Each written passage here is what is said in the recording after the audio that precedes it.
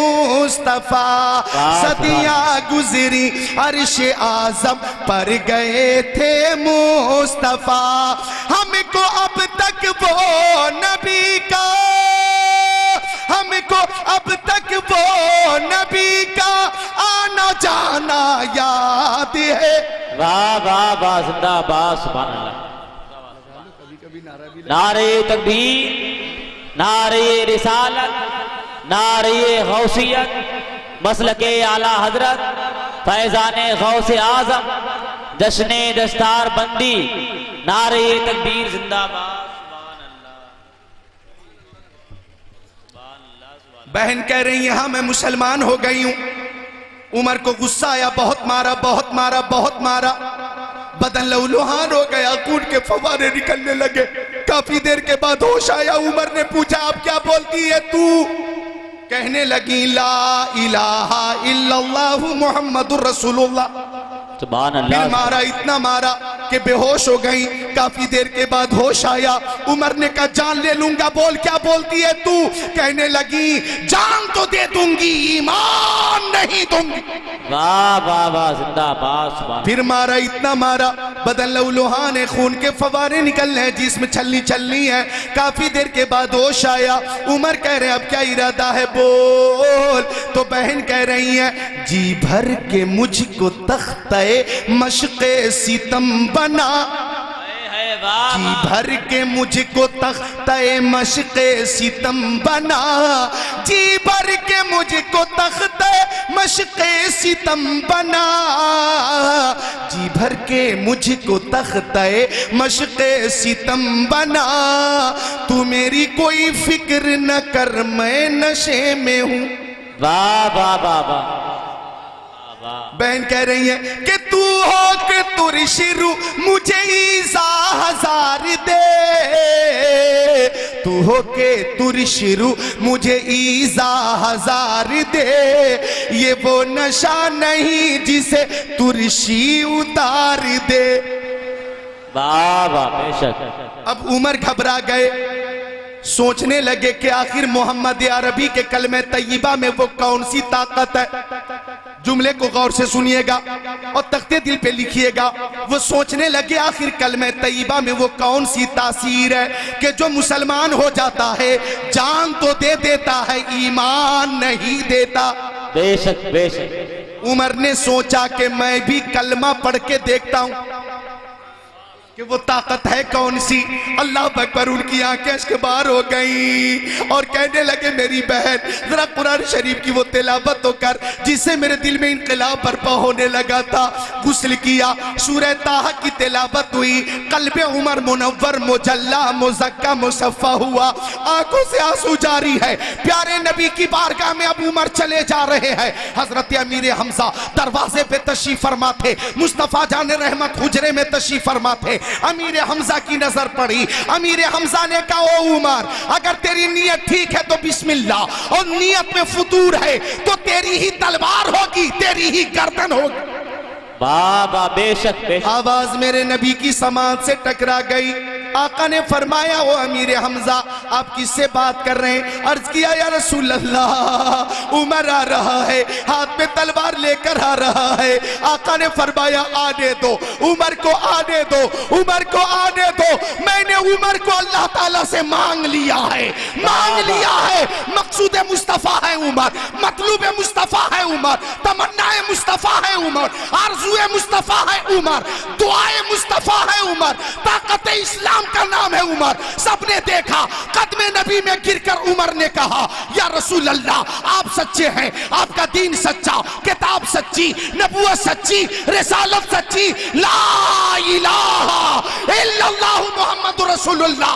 उमर मुसलमान हुए तो सहाबा किराम ने जमीन पे नारा बुलंद किया और फरिश्तों ने आसमान पर नारा बुलंद किया। बाबा नारे तकबीर, नारे रिसालत, नारे गौसियत, मसलके आला हजरत, जश्ने दस्तार बंदी, जश्ने दस्तार बंदी, मदरसा फैजुल कुरान, मदरसा फैजुल कुरान, नारे तकबीर जिंदाबाद। उमर रोने लगे, इस्लाम कबूल करके रोने लगे, दामन मुस्तफ़ा में आकर रोने लगे, खुशी के आंसू आंखों में है। अर्ज कर रहे या रसूल अल्लाह, मुसलमान होने से पहले, इस्लाम कबूल करने से पहले, कलमे तैयबा पढ़ने से पहले मैं आपसे बहुत नफरत करता था, मगर आका अब इस्लाम कबूल करने के बाद कायनात में सबसे ज्यादा आपसे मोहब्बत करता हूं।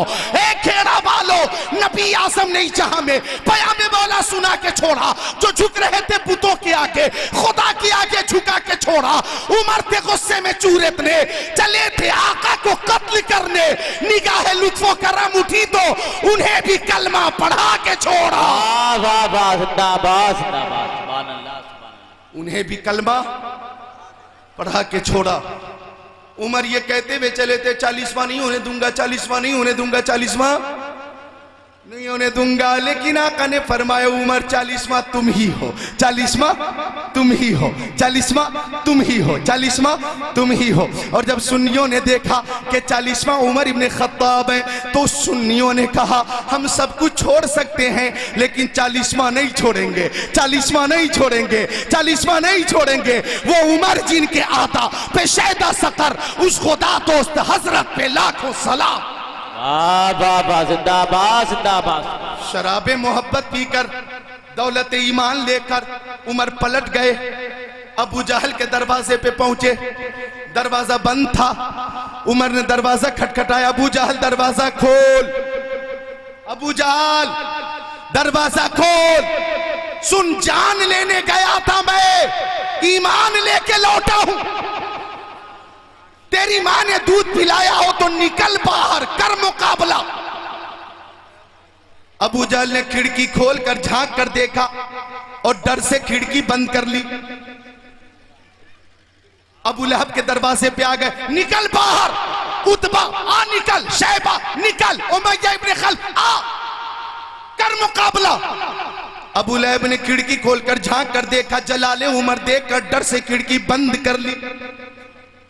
घूमते रहे उमर तलवार लेकर और ऐलान करते रहे कि जो बगावत करे मेरे सरकार से, उसकी गर्दन उड़ा दूंगा तलवार से। जो बगावत करे मेरे सरकार से, उसकी गर्दन उड़ा दूंगा तलवार से। बोले फारूक आजम ये कुफ्फार से, क्या कमी है दो आलम के सरकार में। वाह। तो आका भी बेमिसाल, उनके चाहने वाले भी बेमिसाल, और आज की ये महफिल भी बेमिसाल, सामीईन भी बेमिसाल। जरा दोनों हाथों को उठाकर बोले सुभान अल्लाह। आका के चाहने वाले भी बेमिसाल, आका की चाहने वालियां भी बेमिसाल, माँ बहनें भी मोहब्बत से बैठी हैं, इनकी भी मोहब्बत बेमिसाल है। जंगे उहुद में शैतान ने ये अफवाह फैला दी, माज़अल्लाह मुस्तफ़ा शहीद हो गए। क्या अफवाह फैला दी कि माज़अल्लाह मुस्तफ़ा शहीद हो गए। खबर फैली तो कुछ सहाबा किराम ये कहकर मैदान में कूद गए और जान दे दी कि जब मुस्तफ़ा न रहे तो हम जिंदा रहकर क्या करेंगे। उसी बीच एक खातून भागती हुई आई और लोगों से पूछने लगी मेरे नबी किस हाल में है, मुस्तफ़ा कहाँ है। आवाज आई, वो खातून इस जंग में तेरा बेटा शहीद हो गया। खातून कहती है मैं तुमसे अपने बेटे के बारे में नहीं पूछ रही हूं, अपने नबी के बारे में पूछ रही हूं, मेरे नबी किस हाल में है। और आगे बढ़ी, मेरे नबी कहाँ है, मुस्तफ़ा किस हाल में है। आवाज आई, वो खातून इस जंग में तेरा बाप शहीद हो गया। कहती है मैं तुमसे बाप के बारे में नहीं पूछ रही हूँ, अपने नबी के बारे में पूछ रही हूँ, मेरे नबी किस हाल में है। और आगे बढ़ी, मुस्तफ़ा कहाँ है, मेरे आका किस हाल में है। आवाज आई, वो खातून इस जंग में तेरा शौहर शहीद हो गया। कहती है मैं शौहर के बारे में नहीं पूछती हूँ, अपने नबी के बारे में पूछती हूँ, रसूलुल्लाह कहाँ है। तब तक के खातून की नजर मुस्तफ़ा जाने रहे रहमत पे पड़ गई। कदमे नबी में गिरकर बोली खातून, या रसूल अल्लाह, बेटा शहीद हो गया कोई बात नहीं, बाप शहीद हो गया कोई बात नहीं, शौहर शहीद हो गया कोई बात नहीं, आप जिंदा हैं तो कायनात जिंदा है। आपकी जिंदगी से कायनात की जिंदगी है। वो जो न थे तो कुछ न था, वो जो न हो तो कुछ न हो, जान है वो जहान की, जान है तो जहान। बाबा नारे तकबीर, नारे रिसालत, नारे गौसियत, मसलके आला हजरत फैजाने गौसे आजम मदरसा फैजुल कुरान हजरत अल्लामा जिक्रुल्लाह साहिब किबला जिंदाबाद। सुभान अल्लाह, सुभान अल्लाह। मेरे आका फरमाते मिशकात शरीफ किताबुल ईमान सफ़ा नंबर 12 अन अबी हुरैरा रज़ियल्लाहु ताला क़ाल क़ाल रसूलुल्लाह सल्लल्लाहु ताला अलैहि वसल्लम अल ईमानु बिज़्उन व सबूना शुबा फज़लुहा क़ौलु ला इलाहा इल्लल्लाह व अदनाहा इमाततुल अज़ानि तरीक़ वल हयाउ शुबतुम मिनल ईमान।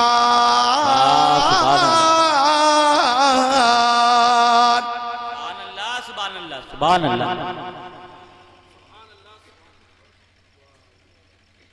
आका फरमाते के ईमान के चंद और 70 दर्जे। सबसे अफजल दर्जा ला इलाहा इल्लल्लाहु मुहम्मदुर रसूलुल्लाह, और सबसे अदना दर्जा रास्ते से मुज़िर अशिया को, तकलीफ दे चीजों को हटा देना है। और फरमाते हैं पर्दा भी ईमान का एक दर्जा है। तो ये ईमान जिसकी हिफाजत मुजाहिदों ने किस शान से की है, आज CAA, NRC, NPR के जरिए ये भी खबर आम की जा रही है कि जब मुसलमानों को नागरिकता के हवाले से परेशानी होगी तो हम मुसलमानों को धर्म परिवर्तन की दावत देंगे। और वो समझ रहे हैं कि मुसलमानों का ईमान कमजोर है, आसानी से छीना जा सकता है। ये उनका ख्याल खाम है। हमारा ईमान तो इतना मजबूत है कि गुलामाने मोहम्मद जान देने से नहीं डरते, ये सर कट जाए या रह जाए कुछ परवाह नहीं करते। अरे हमारा तो तेवर ये है कि हल्क पे तीर रहे, सीने पे जल्लाद रहे, लब पे तेरा नाम रहे, दिल में तेरी याद रहे। वाह वाह वाह, जिंदाबाद जिंदाबाद, सुभान अल्लाह। वाह वाह वाह, जिंदाबाद, सुभान अल्लाह, सुभान अल्लाह। आप भी कहेंगे कि जिक्रुल्लाह का तेवर आज बिल्कुल अलग क्यों है? तो ये तेवर कोई बनावटी नहीं है, ये रूहानी तेवर है। गरीब नवाज की बारगाह से अता किया हुआ तेवर है। मैं पहुंचा गरीब नवाज की बारगाह में, वो हिंदल वली अताए रसूल मोइनुद्दीन चिश्ती संजरी रहमतुल्लाह अलैह मुसलमान खौफजदा है, परेशान है। NRC, CAA, NPR का मामला बहुत जोरों पर है।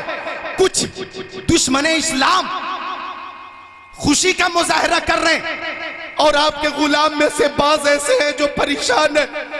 क्या हमारे लिए हिंदुस्तान की जमीन तंग हो गई? क्या हमारे लिए हिंदुस्तान की जमीन तंग हो गई? तो आलम तसव्वुर में जवाब आया, आलम तखय्युल में जवाब आया। ओ जिक्रुल्लाह कादरी, गौर से सुनो। 800 साल पहले, 800 साल पहले, 825 साल पहले मैंने अजमेर शरीफ में चंद ऊंटों को बिठा दिया था। तो राजा ने कोशिश की, सब मिलकर ऊंटों को न उठा सके। प्रजा ने कोशिश की, ऊंटों को न उठा सके। अवाम ने कोशिश की, खवास ने कोशिश की, मेरे बिठाए हुए ऊंटों को सब मिलकर न उठा सके। मेरा इशारा हुआ, फिर वो ऊंट उठे। तो हिंदुस्तान में 30 करोड़ या 35 करोड़ जो मुसलमान हैं वो ख्वाजा के बसाए हुए हैं, ख्वाजा के बिठाए हुए हैं। जब तक गरीब नवाज रहेंगे हिंदुस्तान में मुसलमान रहेगा। वाह, नारे तकबीर, नारे रिसालत, नारे गौसियत, मसलके आला हजरत, मेरे ख्वाजा का हिंदुस्तान, मेरे ख्वाजा का हिंदुस्तान, नारे तकबीर, जिंदाबाद। वो ख्वाजा जिनका ईमान और अकीदा ये है कि जब मदीना शरीफ पहुंचे तो बारगाह रिसालत में अर्ज कर रहे हैं कि मैं सजदा करूं या कि दिल को संभालूं, मोहम्मद की चौखट नजर आ रही है। इसी बेखुदी में कहीं खो न जाऊं, तड़प मेरे आका की तड़पा रही है। और अर्ज किया, दो आलम के दाता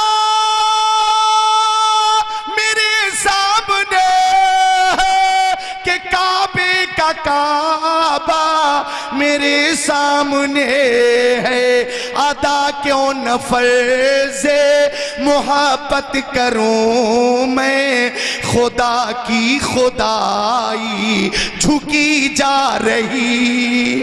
वाह, एक नारा महफिल से लगा लो। लाओ अकबर लाओ, माशाअल्लाह। या रसूल अल्लाह, या रसूल अल्लाह।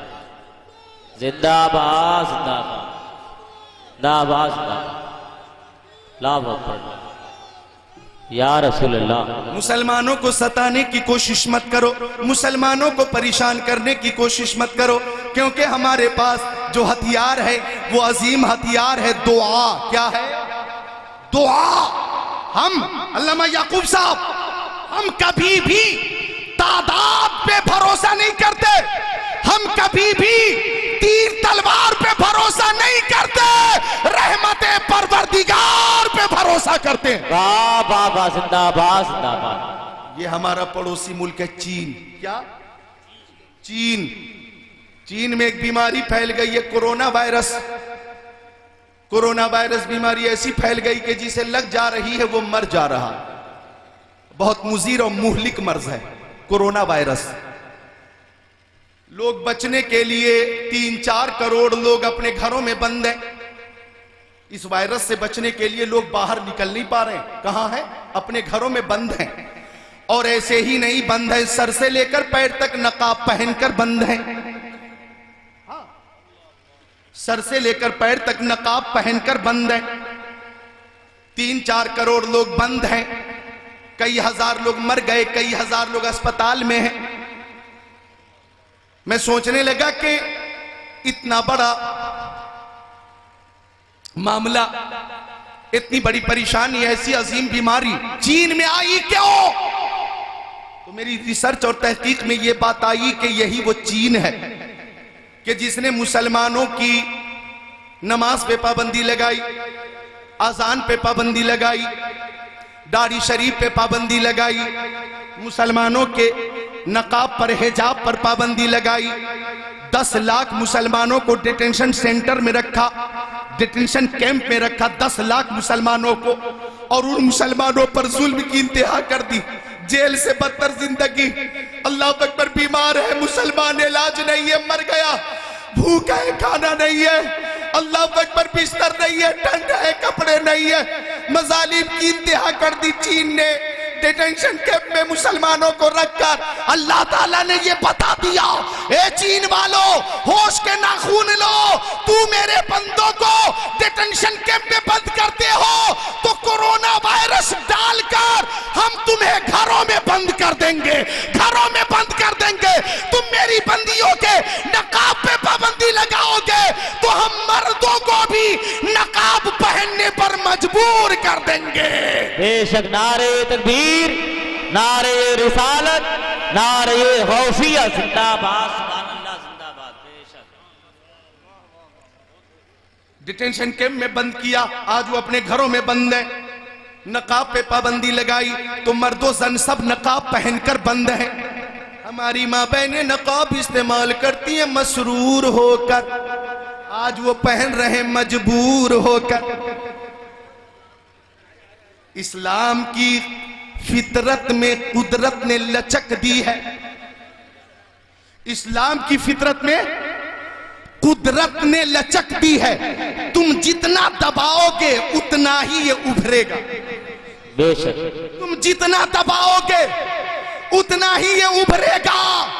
मैंने ये खबर पढ़ी सोशल मीडिया पर, यह कहां तक मोतबर है मुझे मालूम नहीं, लेकिन ये न्यूज आई कि आज चीन के बाद राष्ट्रपति और चीन के आला ओहदेदारान अब डिटेंशन कैंप में रहने वाले मुसलमानों से दुआ करवा रहे हैं कि तुम दुआ करोगे तो तुम्हारी दुआ कबूल होगी, बीमारी चीन से दूर होगी।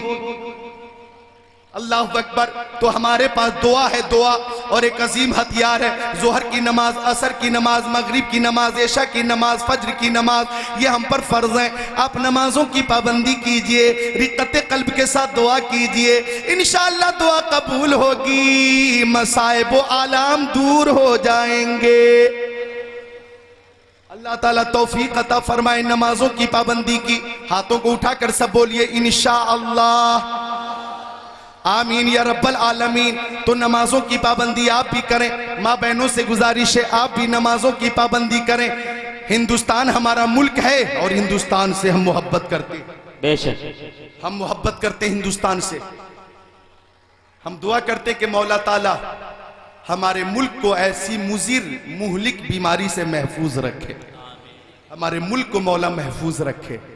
लेकिन जुल्म अगर हद से गुजरेगा, जुल्म की दास्तान अगर मजीद शिद्दत पकड़ेगी तो इन्ना बतश रब्बिका लशदीद,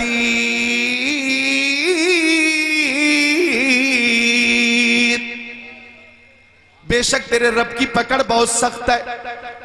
हमारे नबी ने फरमाया, मालूमात में इजाफा कीजिए आप लोग, सरकार दो आलम नूरे मुजस्सम रसूल मुहतशम शफीउल उमम शहर यारे इरम ताजदारे हरम सैयदुल अरब वल अजम साहिब जूदो करम ने फरमाया, मुझे हिंदुस्तान से वफा की बू आती है। वाह वाह वाह, क्या फरमाया? मुझे हिंदुस्तान से वफा की बू आ रही है। वफा की वफा, वफा एक जामे लफ्ज है। मुस्तफा ने फरमा दिया वफा की बू आती है। मदीना शरीफ में तशरीफ फरमा है और इरशाद फरमा रहे, अबू बकर सुनो, उमर सुनो, उस्मान सुनो, अली सुनो, दीवानों परवानों फरदानों मस्तानों जाबाजों सरफरोशों सहाबियों सुनो, मुझे हिंदुस्तान से वफा की बू आती है।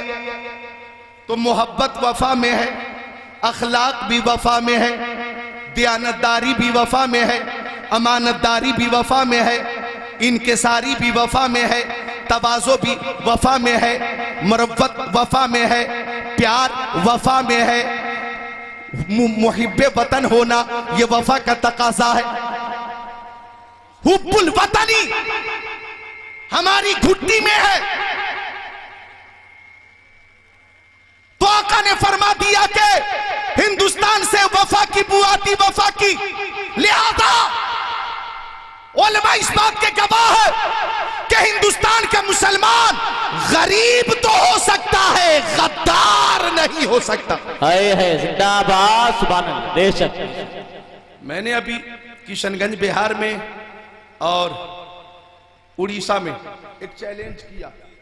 वो चैलेंज ये कर दिया मैंने कि हमारी वफादारी पे शक करने वालों, आओ मुकाबला कर लेते कि पक्का मुहिब्बे वतन कौन है, नकली मुहिब्बे वतन कौन है, असली कौन है, नकली कौन है। मुसलमानों को गद्दार कहने वालों आओ मुकाबला कर लेते हैं।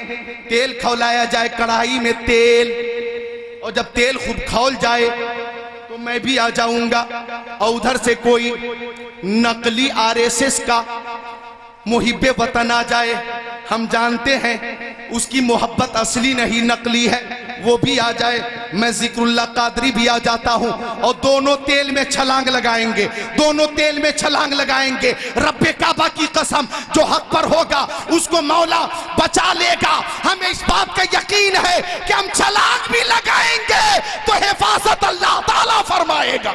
बेशक, वाह।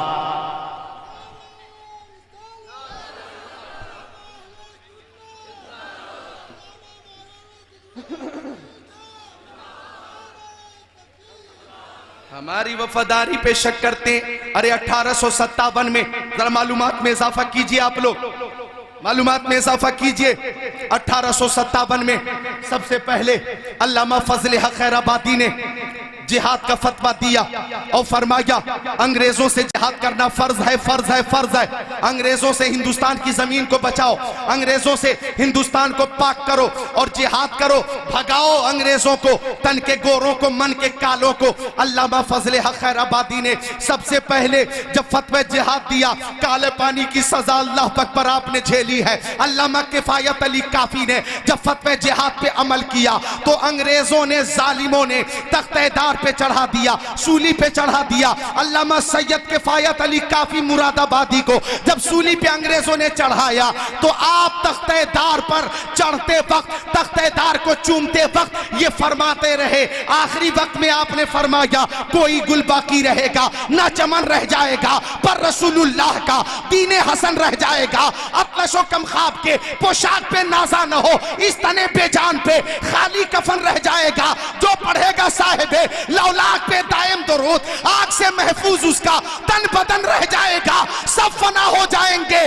काफी व लेकिन हश्र तक नाते हजरत का जबानों पर सुखन रह जाएगा। वाह नारे तकबीर, नारे रिसालत, नारे गौसियत, मसलके आला हजरत जिंदाबाद। सुभान अल्लामा इनायत अली को काले पानी की सजा हुई, काले पानी की सजा, अल्लाह अकबर। ये वक्त था, सुनो, अशफाकुल्लाह खान ने मुहिब वतन होने का सबूत दिया है। वीर अब्दुल हमीद ने अपने जिस्म पर बारूद बांधकर पाकिस्तान के टैंक को उड़ाकर यह साबित किया है कि हिंदुस्तानी मुसलमान हिंदुस्तान की हिफाजत के लिए जान दे सकता है। यह साबित मुसलमान ने किया है। 75,000 मुसलमानों ने उन्हीं दिनों जलियांवाला बाग में गिरफ्तारी दी। हमें हिंदुस्तान से अंग्रेजों को पाक चाहिए, अंग्रेजों को भगाना है। लिहाजा इस आंदोलन के लिए और तमाम अंग्रेजों को भगाने के लिए एक मुजाहरा प्रोटेस्ट चल रहा था कि 75,000 मुसलमानों ने गिरफ्तारी दी। सुनो, उन्होंने गिरफ्तारी ही नहीं दी बल्कि अंग्रेजों ने जब कैदो बंद में डाल दिया और कैद की जिंदगी गुजारने पे मजबूर किया तो उन 75,000 मुसलमानों को कहां रखा गया किसी को खबर न हुई। उन्हें खाना दिया गया कि न दिया गया कोई खबर न मिली। उनका इलाज हुआ कि न हुआ, वो कैसे मरे, कब मरे, कब्रें कहां बनी, कुछ खबर न मिली। यानी 75,000 मुसलमानों ने सिर्फ गिरफ्तारी ही ना दी, अंग्रेजों से हिंदुस्तान को पाक करने के लिए अपनी जान दे दी है। बेशक बेशक, जिंदाबाद जिंदाबाद। सुभान अल्लाह। जब गुलसिता को लहू की जरूरत पड़ी, गुलसिता को लहू की जरूरत पड़ी, सबसे पहले ही गर्दन हमारी कटी। फिर भी कहते हैं हमसे ये अहले चमन, ये चमन है हमारा तुम्हारा नहीं। कान खोल कर सुन लो, सारे जहां से अच्छा हिंदुस्तान हमारा, हम बुलबुले हैं इसकी, ये गुलसिता हमारा। मजहब नहीं सिखाता आपस में पैर रखना, हिंदी है हम, वतन है हिंदुस्तान हमारा। हम यही पैदा हुए, यही जिंदगी गुजारेंगे, यही मरेंगे। और वफादारी का सबूत तो यह है कि हम जैसे वफादार कम ही मिलेंगे। जमीन खोद कर देखो, हम ही मिलेंगे। वाह वाह वाह वाह, जिंदाबाद जिंदाबाद। हम जैसे वफादार कम ही मिलेंगे, जमीन खोद कर देखो हम ही मिलेंगे।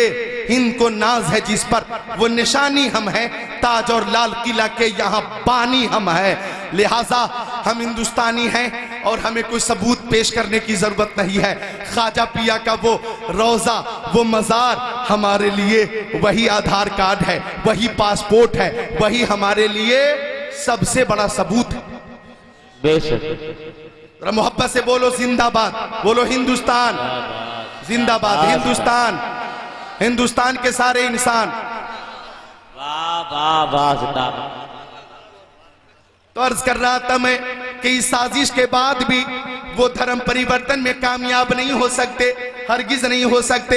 हमारा ईमान इतना मजबूत है, हमारा ईमान इतना मजबूत है कि हरी है शाखे तमन्ना अभी जली तो नहीं, इश्क की आग है दिल में अभी बुझी तो नहीं, जफा के तेग से गर्दन वफाशियारों की कटी है बरसरे मैदान मगर झुकी तो नहीं। बेशक। हमारा ईमान तो इतना मजबूत है, इतना मजबूत है कि इज्जत से जिए तो जी लेंगे वरना जामे शहादत पी लेंगे। वाह वाह वाह वाह। हमारा तेवर तो यह है कि शहादत है मकसूद हो, मतलूब मोमिन न माले गनीमत न किश्वर कुशाई। और जब शहादत होती है तो हमारा अकीदा यह है कि जिंदा हो जाते हैं जो, मरते हैं हक के नाम पर। अल्लाह अल्लाह, मौत को किसने मसीहा कर दिया। वाह वाह वाह, जिंदाबाद जिंदाबाद। ये तेवर है। तो धर्म परिवर्तन, जो लोग इस्लाम के करीब आते हैं, समझने की कोशिश करते हैं, वो खुद ही दायरे इस्लाम में आ जाते हैं। अल्लाह सलामत रखे, गुलपोशी आपने की। इन्होंने हार डालकर बताया, हार गले में डालकर बताया कि आप हारे नहीं बल्कि जीत गए। अल्लाह सलामत रखे। सुभान मिलकर अल्लाह, सब बोले सुभान अल्लाह। सुभान अल्लाह। दुरूद शरीफ पेश करें। अल्लाहुम्मा सल्ली अला सय्यिदना मौलाना मुहम्मदिन व आलिहि वसल्लम। सलातु व सलाम अलैहि या रसूलल्लाह या नबी अल्लाह सल्लल्लाहु तआला अलैहि वसल्लम। तो हमारा इम्तिहान मत लेना, हमारा ईमान तो इतना मजबूत है कि मुल्क शाम में वो 3 भाई वाह, जिनका काम था अल्लाह की राह में जिहाद करना, मुल्क रूम के ईसाई सिपाहियों ने गिरफ्तार करके जब ईसाई बादशाह के सामने पेश कर दिया तो बादशाह ने तीनों भाइयों से कहा कि अगर धर्म परिवर्तन कर लोगे, ईसाई बन जाओगे तो जान बच जाएगी, और धर्म परिवर्तन नहीं करोगे तो कत्ल कर दिए जाओगे। तो तीनों भाइयों ने कहा कि हम जान तो दे सकते हैं, ईमान नहीं दे सकते। अब कब बोलेंगे जरा ताकत के साथ तो बोलिए सुभान सुभान अल्लाह, सुभान अल्लाह। वो अपनी जान दे रहे हैं, यहां आप थोड़ी ताकत खर्च नहीं कर रहे हैं, और खर्च कीजिए, मिलकर बोलिए सुभान अल्लाह। सुभान अल्लाह, सुभान।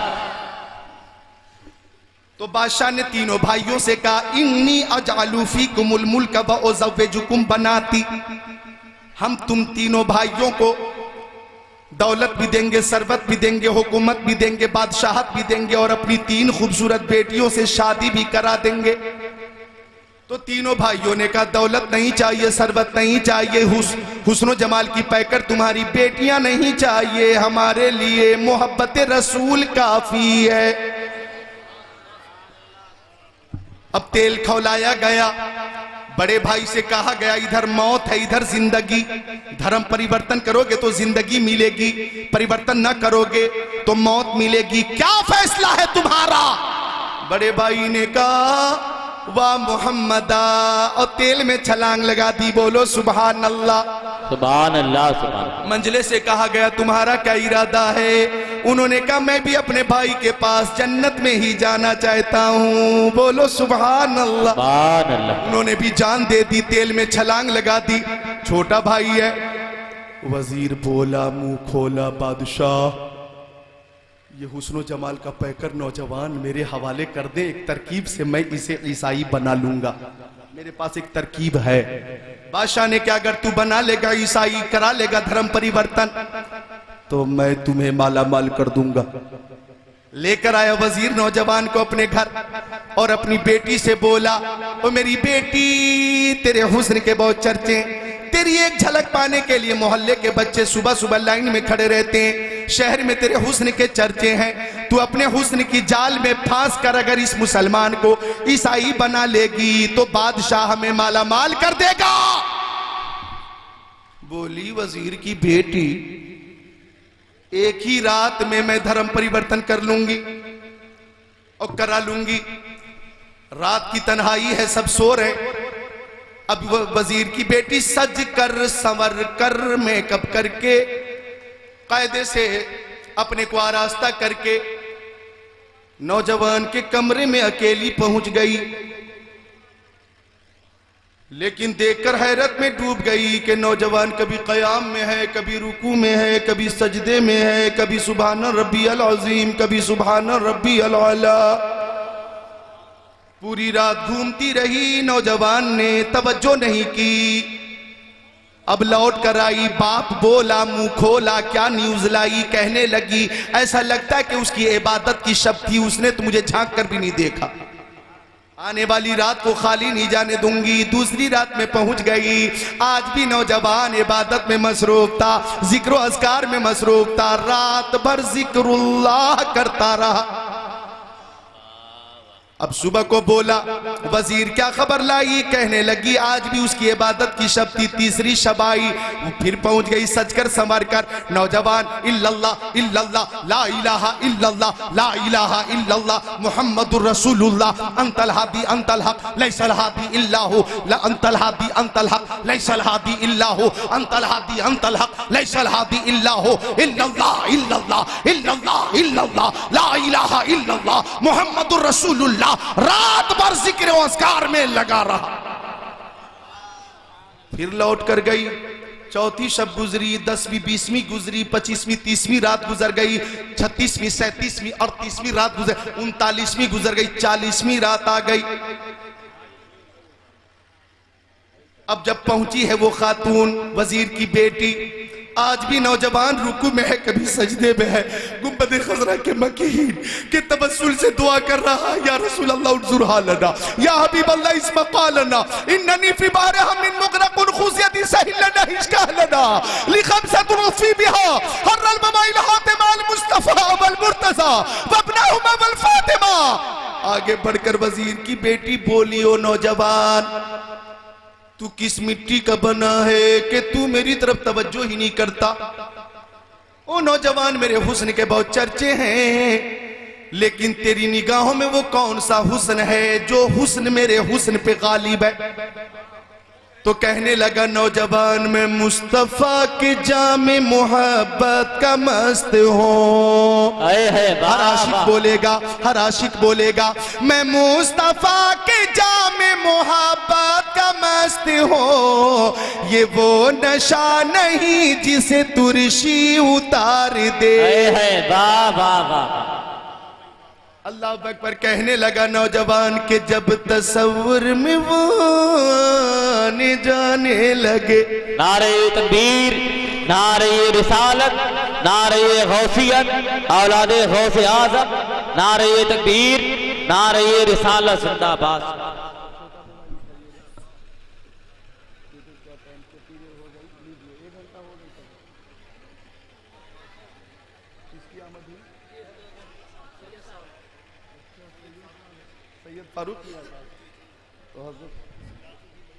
माशाअल्लाह आले रसूल जिनकी निस्बत बहुत अजीम है, तेरी नस्ल पाक में है बच्चा बच्चा नूर का, तू है आईने नूर, तेरा सब घराना नूर का। शेख तरीक़त हजरत सैयद फारूक मियाँ साहब की आमद हुई है। हजरत को देखें आप, हजरत फारूक आजम का जलाल, हजरत उस्मान गनी का जमाल, हजरत सिद्दीक़ अकबर की सदाकत, मौला अली की शुजात, सबको जमा कीजिए तो एक जलवा सैयद फारूक मियाँ साहब का नजर आएगा। तशरीफ फरमा है, जियारत कीजिए, थोड़ी देर और मुझे समाप्त कीजिए। बेदार हैं, तैयार हैं तो मोहब्बत से बोलें सुभान अल्लाह। तो मैं कह रहा था कि नौजवान बोला, ओ वजीर की बेटी सुनो, जब तसव्वुर में वो आने जाने लगे, जब तसव्वुर में वो आने जाने लगे, सारे मंजर मुझे फिर सुहाने लगे। और एक शेर माँ बहनों के लिए मैं पेश करता हूं कि सूजने गुमशुदा आयशा को मिली, सूजने गुमशुदा आयशा को मिली, सूजने गुमशुदा आयशा को मिली, मेरे सरकार जब मुस्कुराने लगे। वाह वाह। वजीर की बेटी बोली कि मैं भी उसी हुस्न की दीवानी हो गई हूं। अस्तबल से 2 घोड़े लेकर आई, एक पर खुद बैठी, दूसरे पे नौजवान, और दोनों रात में ही निकल गए, मुसलमान हो गई वजीर की बेटी। यहां भी वही जुमला ले लो, ईमान छीनने आई थी, दौलत ईमान लेकर जा रही है। वाह वाह वाह, जिंदाबाद जिंदाबाद। दूर पहुंच गए, दोनों घोड़ों की टापों की आवाज कान में आई। इन्होंने समझा कि शायद बादशाह के सिपाही हमारा ताकुब कर रहे हैं। जब गर्दे राह साफ हुई, मतला साफ हुआ, तो देखा वही दोनों भाई जिन्हें खौलते हुए तेल में डाला गया था, फरिश्तों की जमात के साथ घोड़ों पर बैठकर तशरीफ ला रहे हैं। सुभान अल्लाह सुभान। मुसाफा हुआ, मुआनका हुआ, पूछा कि आपको तो तेल में डाल दिया गया था, आप हमारे सामने कैसे? भाइयों ने कहा जो अल्लाह की राह में कत्ल होते हैं वो मुर्दा नहीं होते बल्कि वो जिंदा होते हैं। लोगों को उनकी जिंदगी का शऊर नहीं होता, जिंदा हो जाते हैं जो मरते हैं हक के नाम पर। अल्लाह अल्लाह, मौत को किसने मसीहा कर दिया? फरिश्तों की मौजूदगी में वजीर की बेटी से उस नौजवान मुजाहिद का निकाह करके दोनों भाई फरिश्तों के साथ वापस हो गए। मुझे बताना यह है कि हमारा इश्क रसूल इतना मजबूत है, हमारा ईमान ऐसा अटूट है, मुस्तफा जान रहमत से जो हमारा रिश्ता है ऐसा अटूट रिश्ता है कि ये वो रिश्ता है कि जो दुनिया में भी काम देगा, कब्र में भी काम देगा, मैदान महशर में भी काम देगा। वाह वाह वाह। ढूंढाई करे सदर कयामत के सिपाही, ढूंढाई करे सदर कयामत के सिपाही, वो किसको मिले जो तेरे दामन में छुपा। जिंदाबाद। नारे तकबीर, नारे रिसालत, नारे गौसियत, मसलके आला हजरत। जिंदाबाद। सुभान अल्लाह। आज इंसाफ का मुतालबा हो रहा है, लेकिन मौजूदा हुकूमत, जिस हुकूमत को मुसलमानों से कोई हमदर्दी नहीं है, मुसलमानों से कोई मोहब्बत नहीं है, मुसलमानों से कोई उनसियत नहीं है, बल्कि नफरत ही नफरत है, नफरत ही नफरत है, नफरत ही नफरत है। अरे भाई नफरत की भी वजह क्या है भाई? मौलाना याकूब साहब क़िबला, मौजूदा हुकूमत को, पीएम को नफरत आखिर क्यों है? इतनी दुश्मनी इतनी क्यों है? अदावत इतनी क्यों है? जैसे एक टारगेट होता है, टारगेट ये होता है कि हमें फला मंजिल मिल जाए, तो वो मंजिल अगर मिल गई तो गोया हम अपने मकसद में कामयाब हो जाएंगे। एक टारगेट होता है, एक टारगेट होता है ना कि हम चेयरमैन बन जाए, एमएलए बन जाए, एमपी बन जाए, हम सीएम बन जाए, हम गृह मंत्री बन जाए, हम पीएम बन जाए। एक टारगेट होता है ना, और जब उस टारगेट को आदमी छू लेता है, वहां पहुंच जाता है, तो फिर वो पीछे की सारी बातें भूल जाता है, और टारगेट जब मिल जाए तो खुशी होती, खुशी। लेकिन हमारे जो पीएम हैं, अब चाय की दुकान से सफर करके पीएम बन चुके, पीएम बन चुके। अब टारगेट जो भी है, जो आखिरी टारगेट है, आखिरी मंजिल है, जब वहां आप पहुंच चुके फिर भी लोगों से नफरत, तो फिर आप कौन सा टारगेट चाह रहे हैं? क्या आप अमेरिका का राष्ट्रपति बनना चाह रहे हैं? यह नफरत आपकी खत्म कब होगी? ये अदावत आपकी खत्म कब होगी? जब आपको इतना बड़ा ओहदा मिल चुका, इस टारगेट पे आप पहुंच चुके कि वहां के बाद अब कोई मंजिल आपके लिए है ही नहीं, वहां पहुंचकर भी नफरत, अदावत, तो अब आपको खुशी कैसे मिलेगी? आपका दिल खुश कैसे होगा? क्या आप पूरे एशिया के पीएम बनना चाहते या पूरे यूरोप के बनना चाहते? तो मुसलमानों से नफरत करके यह मुमकिन नहीं है। उन मुल्कों में जाकर इलेक्शन लड़ना पड़ेगा अगर वो कबूल करें, लेकिन वो कबूल नहीं कर सकते क्योंकि पूरी दुनिया में झूठ बोलने में दूसरे नंबर पे आप हैं। पूरी दुनिया में झूठ बोलने में दूसरे नंबर पे आप हैं, और तफरीह करने में भी पहले नंबर पे आप हैं। एक दिन अपने मुशीर आला से पूछ रहे थे पीएम साहब के, हमने दौरा किया हिंदुस्तान, पाकिस्तान, तुर्किस्तान, इंग्लिस्तान, Afghanistan, Sudan, America, Germany, Japan, Holland, Mauritius, Malaysia, Sri Lanka, Australia, Zimbabwe, चीन, Nepal, Bangladesh, Bhutan, Indonesia, Malaysia, Syria, Algeria, Oman, कुस्तुनतुनिया, तंतानिया, चेचेनिया, बोस्निया, एशिया, यूरोप, बर्रे आजम, बर्रे सगीर, मशरिक, मगरिब, शमाल जुनूब में हर तरह के दौरे कर लिए, सारे दौरे हो गए। मुशीर से पूछा कि कोई दौरा बाकी है तो बताओ, कोई दौरा बाकी रह गया तो बताओ। तो मुशीर ने कहा कि सर अब दिल का दौरा बाकी रह गया। तो ये नफरत क्यों है? हालांकि मुसलमान हक का मुतालबा कर रहे हैं। एक वाकया पेश करता हूं। हजरत औरंगजेब जब मुसलमानों के बादशाह थे और पूरे हिंदुस्तान के बादशाह थे, और औरंगजेब आलमगीर, उन्हीं दिनों इब्राहिम खान कोतवाल को औरंगजेब ने बनारस में भेजा था। किसको भेजा था? इब्राहिम खान कोतवाल को बनारस का, काशी का कोतवाल बनाकर भेजा था। कोतवाल शहर का मालिक होता था उन दिनों। इधर देख लीजिए, गौर से सुन लीजिए। लेकिन इब्राहिम खान अय्याश था, इब्राहिम खान जानी था, इब्राहिम खान मुजरिम था, पापी था। जो खूबसूरत लड़की मिल जाती उसके बाप को हुक्म देता और दुल्हन बनाकर अपने घर बुला लेता और उसके साथ शब्बाशी करता, अय्याशी करता। यही उसका मशगला था, महबूब मशगला था। उसी बनारस में एक पंडित लाला राम था, उसकी बेटी थी शकुंतला, हुस्न जमाल की पैकर थी। उसके हुस्न के चर्चे थे, अयोध्या से रिश्ते आ रहे थे, हरिद्वार से रिश्ते आ रहे थे, देवघर से रिश्ते आ रहे थे, काशी से रिश्ते आ रहे थे। अल्लाह अकबर।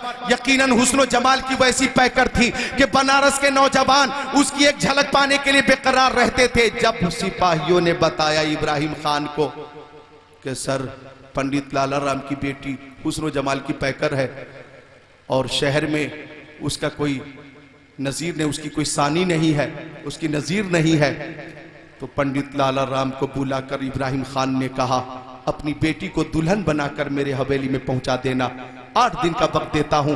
पंडित लाला राम रोने लगा, घर आकर रोता रहा। बेटी पूछ रही है पिताजी क्या हो गया, बीवी पूछ रही है मेरे पति देव क्या हो गया। पूरी बात बता दी पंडित लाला राम ने कि इब्राहिम कोतवाल ने हुक्म दिया है कि मेरी बेटी शकुंतला को दुल्हन बनाकर उसके घर भेजा जाए।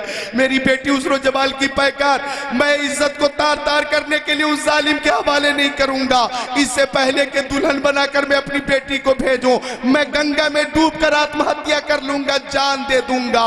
बेटी कहने लगी आप परेशान मत होइए, आप जाइए कोतवाल से कहिए कि बेटी को रुखसत करनी है, 1 महीने का वक्त हमें चाहिए ताकि कुछ इंतजाम का मौका मिल सके। पंडित लाला राम गया, गुजारिश की, टाइम में तौसी कर दी गई, वक्त में तौसी कर दी गई, टाइम बढ़ा दिया गया। अब 1 महीने का वक्त था। इधर बोली शकुंतला मेरे लिए एक ऐसा लिबास लेकर आइए जो शहजादे पहनते हैं। शहजादों वाला लिबास मंगाया गया। शकुंतला लिबास पहनकर घोड़े पर बैठकर बनारस से दिल्ली निकल गई। चलती रही, चलती रही, चलती रही। कई दिनों के बाद बनारस से जब दिल्ली पहुंची शकुंतला तो जुमा का दिन था और दिल्ली में आज़ान जुमा हो रही थी। जामे मस्जिद के करीब पहुंच गई। ऐलान हुआ खबरदार होशियार, बादशाह औरंगजेब नमाज जुमा अदा करने के लिए आ रहे हैं। जब नमाज जुमा हो गई और जब दुआ हो गई, औरंगजेब बादशाह जब सदर दरवाजे से बाहर निकल रहे थे, बहुत सारे उम्मीदवार अपनी अपनी जरूरत पेश करते रहे, जरूरत पूरी होती रही। बहुत सारे साइल अपने अपने मकासिद को पेश करते रहे, मकासिद की तकमील होती रही। उन्हीं साइलीन में एक शहजादा आखिरी जीने पे खड़ा था। हजरत औरंगजेब की नजर शहजादे पे पड़ी तो हजरत औरंगजेब की निगाह झुक गई। औरंगजेब ने फरमाया कि शहजादे को उस वक्त पेश करना जब खलबत हो, तन्हाई हो। जब तन्हाई हुई, खलबत हुई, हुक्म अब पेश करो नौजवान को। जब नौजवान को पेश किया गया, हजरत औरंगजेब ने कहा बेटी मैंने तुझे पहचान लिया है, तू शहजादी नहीं शहजादा, शहजादा नहीं शहजादी है, तू मेरी निगाह से बच नहीं सकती। बेटी तू शहजादी है, शहजादा नहीं। बता तू कौन है, कहां से आई है। शकुंतला ने पूरी बात बताई कि बादशाह आपने जिस कोतवाल को बनारस भेजा है इब्राहिम खान को, उसने तो जुल्म पर बर्बरियत की इंतहा कर दी है। वो जिस लड़की को पसंद कर लेता है उसको दुल्हन बनाकर अपने घर बुलाता है। और वो भारत के स्वामी औरंगजेब, इस बार उसने मेरे पिताजी पंडित लाला राम को हुक्म दिया है कि वो मेरी डोली उसकी हवेली तक पहुंचाए। मेरे बाप परेशान है, मां परेशान है, भारत के स्वामी औरंगजेब हमारी मदद कीजिए। औरंगजेब शकुंतला की बात सुनते रहे, चेहरे का रंग बदलता रहा, एक रंग आता था एक रंग जाता था कि अचानक आपने कहा कि तुम जाओ, मेरा यह हुक्म है कि जब डोली आ जाए तो दुल्हन बनकर डोली में बैठ जाना, यह मेरा हुक्म है। शकुंतला लौटी, रास्ते में रोती रही कि बादशाह ने हमारी कोई मदद ना की, लेकिन दिल में बार बार यह बात पैदा होती रही कि बादशाह ने मुझे बेटी कहकर पुकारा है। और बादशाह का बेटी कहना यह कोई मामूली नहीं है, यह गैर मामूली है, जरूर वो मेरी इज्जत बचाएंगे। अपने घर गए, पंडित लाला राम ने कहा बेटी क्या खबर लाई हो। मां बोली बेटी क्या खबर लाई हो। कहने लगी शकुंतला कि बादशाह ने हुक्म दिया है कि दुल्हन बनकर डोली में बैठ जाना है।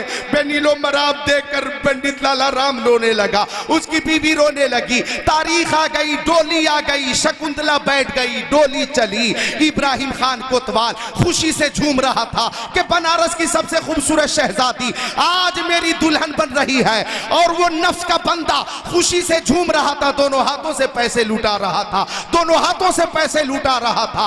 उसी बीच एक फटे पुराने कपड़े में फकीर आ गया और फकीर ने कहा, ओ कोतवाल साहब मुझे भी कुछ दे दीजिए। उसने कहा, जमीन पर इतने पैसे गिरे हैं कि उठा लोगे तो दामन भर जाएगा।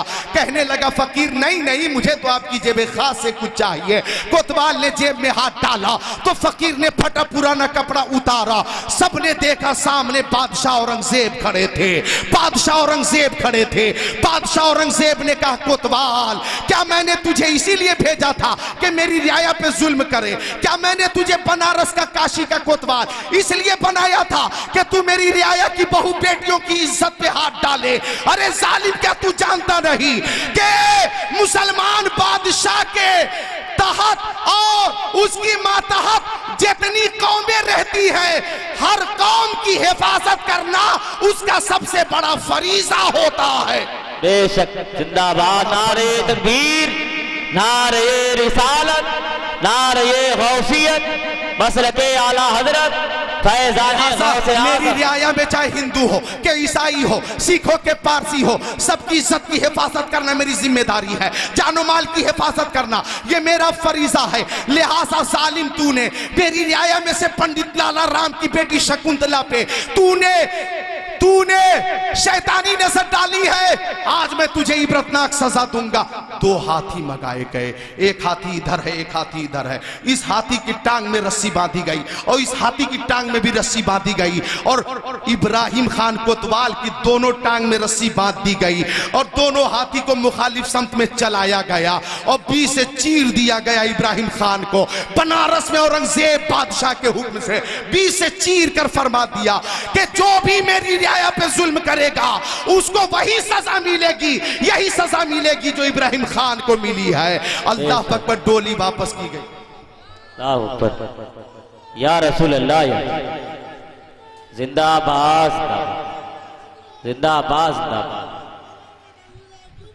जिंदाबाद। डोली वापस की गई। औरंगजेब बादशाह पीछे पीछे पंडित लाला राम के घर पहुंच गए और जैसे ही शकुंतला पे नजर पड़ी, बादशाह ने कहा, बेटी मुझे प्यास लगी है, पानी पिलाओ। जब पानी लेकर आई शकुंतला तो औरंगजेब बादशाह ने पानी पीते हुए पीने से पहले फरमाया कि बेटी, जिस दिन तू दिल्ली में आकर अपनी बात मुझे सुनाई थी और अपनी तकलीफ मुझे बताई थी, अपना मुकद्दमा तूने मेरी बारगाह में रखा था, बेटी उसी दिन मैंने कसम खा ली थी कि जब तक कि मैं तुझे हक न दिलवा दूंगा, तेरा सही फैसला न कर दूंगा और जालिम को सजा न दे दूंगा, मैं पानी नहीं पीऊंगा।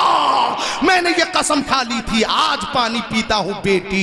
पानी पी लिया आपने तो पंडित लाला राम बोला कि ये भारत के स्वामी औरंगजेब, ये मेरा कमरा है, मेरी बेटी शकुंतला ने साफ करके रखा है। हम जानते कि आप नमाज पढ़ते, नमाज पढ़ लीजिए। 2 रकात शुक्राने की नमाज अदा की और जब बाहर निकले हजरत औरंगजेब तो पंडित लाला राम बोला कि भारत के राजा औरंगजेब, आपने जिस भूमि को, जिस जमीन को इबादत करके पवित्र कर दिया है, पाक कर दिया है, मैं चाहता हूं कि उस जमीन को हमेशा के लिए मस्जिद के लिए दे दूं, वहां पे मस्जिद बना दी जाए।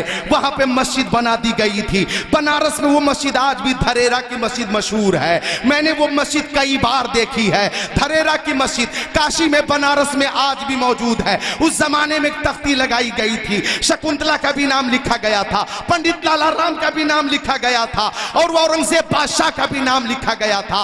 एक बेटी, गैर मुस्लिम बेटी, पंडित की बेटी बनारस से दिल्ली गई तो बादशाह औरंगजेब मदद के लिए बनारस आ गए। आज लाखों करोड़ों बेटियां इंसाफ का तकाजा कर रही हैं और काले कानून की वापसी का मुतालबा कर रही हैं, लेकिन ऐसा लगता है कि हुकूमत गूंगी भी है, बहरी भी है, अंधी भी है। मैं कहना चाहता हूं, हुकूमत कैसे होगी हमें किसी से सीखने की जरूरत नहीं है। हमारे पास अमीरुल मोमिनीन उमर इब्ने खत्ताब की बादशाहत मौजूद है, औरंगजेब की हुकूमत मौजूद है। वाह वाह, नारे तकबीर, नारे रिसालत, नारे गौसियत, मसलके आला हजरत, जिंदाबाद, सुभान अल्लाह, सुभान अल्लाह। हिंदुस्तान हमारा मुल्क है, इस मुल्क से मोहब्बत कीजिए, दिल से मोहब्बत कीजिए। हाँ, और सब करते हैं मोहब्बत। हम तो इतनी मोहब्बत करते हैं, अल्लाह ताला फरमाता मिन्हा खलकनाकुम कि हमने तुम्हें इसी मिट्टी से पैदा किया, वमिन्हा नुईदुकुम, और फिर हम इसी मिट्टी में वापस करेंगे, वमिन्हा नुखरिजुकुम तारतन उखरा, फिर इसी मिट्टी से हम तुम्हें दोबारा निकालेंगे, दोबारा। तो हम इसी मिट्टी से गोया पैदा हुए, इसी मिट्टी में जाएंगे और इसी मिट्टी से फिर निकाले जाएंगे। तो हम जैसे वफादार कम ही मिलेंगे, जमीन खोद कर देखो हम ही मिलेंगे। हाँ, तकरीर मुसलसल हो रही है मेरी, ये जलसे जुलूस के सिलसिले में सफ़र का जो मामला है मुसलसल है। मैं रुखसत हो रहा हूँ ये कहते हुए कि हजरत हाफिज व कारी रियाजुल हसन साहब क़िबला और कमेटी के जितने अफराद हैं उन सब की मोहब्बत और मेहनत का नतीजा है कि आज हुफाज़े किराम को दस्तार हिफ्ज़ से नवाजा जाएगा। कितने हाफिज हैं? 6 हुफाज़े किराम को आज आप देखेंगे कि उनके सरों पे दस्तार हिफ्ज़ रखी जाएगी। मैं ये कहता हूँ कि आका फरमाते हैं इज़ा मातल इंसान इनक़तान व अमलुह, जब इंसान मर जाता है तो उसके अमाल मुनक़ता हो जाते हैं। कब्र में आप नमाज नहीं पढ़ेंगे, रोजे नहीं रखेंगे, हज नहीं करेंगे, ज़कात नहीं देंगे, लेकिन 3 काम ऐसे हैं कि उन कामों की वजह से सवाब का सिलसिला जारी रहेगा। पहला काम सदक़े जारिया, मस्जिद की तामीर हो रही थी, आपने मस्जिद की तामीर में रकम दे दी, आपकी रकम तामीर में लग गई, आप जमीन पर रहेंगे तो भी सवाब मिलता रहेगा, जमीन में रहेंगे तो भी सवाब मिलता रहेगा। दूसरी चीज इल्म नाफे, इल्म नाफे, जैसे अल्लामा याकूब वाहिदी, इधर दिगर असातिज़े किराम, इनके शागिर्दों की एक जमात है, फिर उन शागिर्दों के शागिर्द होंगे, फिर उन शागिर्दों के शागिर्द, फिर उन शागिर्दों के शागिर्द, इस तरह शागिर्दी का सिलसिला क़यामत तक चलता रहेगा। उस्ताद को क़यामत तक सवाब मिलता रहेगा, ये इल्म नाफे। तीसरी चीज नेक औलाद, नेक औलाद, आप भी नेक बन जाइए, औलाद को भी नेक बनाइए। नेक औलाद मिलाद खानी करेगी, कुरान खानी करेगी, कलमा खानी करेगी, दुरूद खानी करेगी, नात खानी करेगी, साले सवाब करेगी। तो नेक औलाद की वजह से इंतकाल के बाद भी आपको सवाब मिलता रहेगा। गुजारिश है मेरी कि आप भी नेक बन जाइए, औलाद को भी नेक बनाइए। खतीब अहले सुन्नत अल्लामा मुख्तार बहेड़वी साहब क़िबला सीनियर खतीब हैं, कोहना मश खतीब हैं और हरदिल अजीज खतीब हैं। उनकी भी तकरीर आप लोग सुनकर जाएंगे। उनका पैगाम बहुत कीमती पैगाम होगा। उनकी बातें कुरान और हदीस के तनाजुर में बेमिसाल बातें होंगी जो आपके लिए मुफीद होंगी और आपके लिए मिसाले राह होंगी। आप समात करके जाइएगा। अस्तगफिरुल्लाह रब्बी मिन कुल्ली ज़ंबि व अतूबु इलैह, कलमे तैयबा का जिक्र करें, ला इलाहा इल्लल्लाहु मुहम्मदुर रसूलुल्लाह। जिसकी समझ में आए वो पाए रोशनी, मैंने तो दिल जला के सरे राह रख दिया। सलाम।